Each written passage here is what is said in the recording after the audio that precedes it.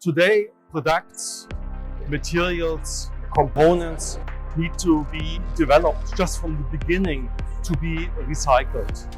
And that means that they stay in a closed loop. And that also applies for cars. So cars need to be recycled from the manufacturing to the end of life. That's a zero.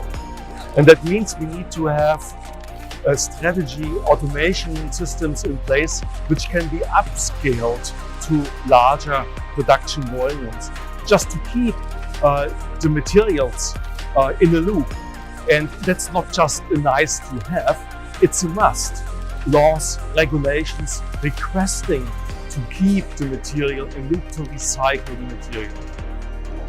Robots, cobots, safety equipment is developed to protect the worker, finally to reduce the number of accidents.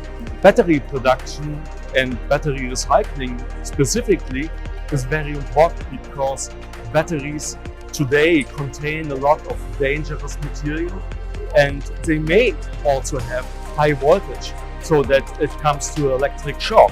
So automation again helps to take away the risk from the worker in the shop floor.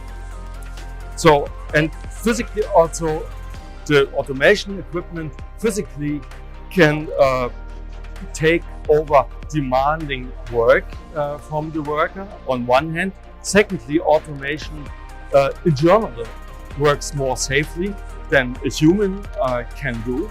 And third thing is automation also takes away some boring, repetitive work from the people working in the shop floor.